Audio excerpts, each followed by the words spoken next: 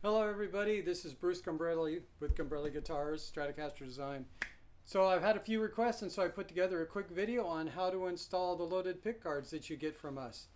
And so this should hopefully make your life a little bit more expeditious. You know, get the job done so you can get rocking, that kind of thing. Anyway, so we'll get right to it. I'm going to hop out of the picture and let's go to the guitar. Alright, here we are pointing at my test Stratocaster. This is a Lone Star. I just use this to put pickguards in to test them. Then what better one to show you what's going on here. So I've already taken out the pickguard that was on. It always stays open. And I loosened the strings up just so I can slide the pickguard in. But let's look at some important things here. So here's the two wires that come out from the jack right here. Now you're going to end up taking these out and resoldering the wires from the pickguard there, or you can replace the ones that go to the pickguards with these. I suggest you probably do it the other way, but it's up to you. This is the hot wire, that's the ground wire.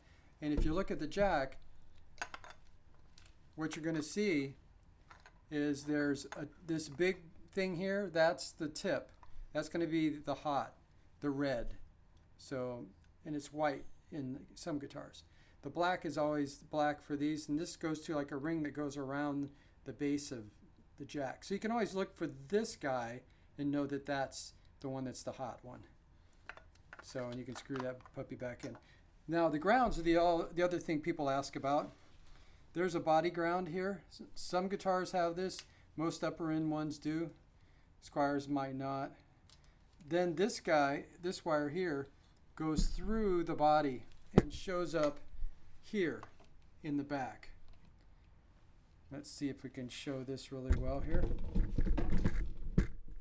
So right here it's soldered on. It goes into the body, and this needs to be there. This is a ground so you don't get hum or shock or whatever. And it comes through here.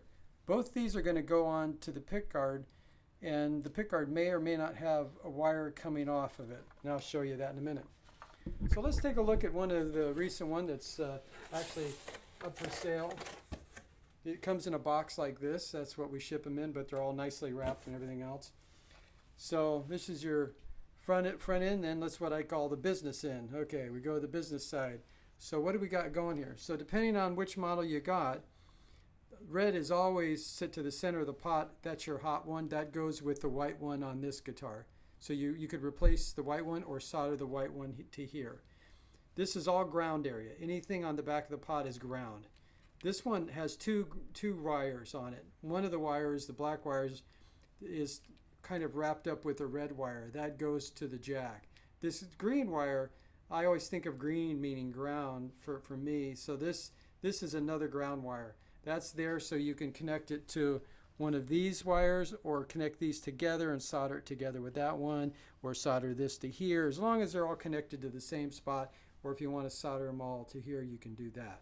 That's pretty much it for that.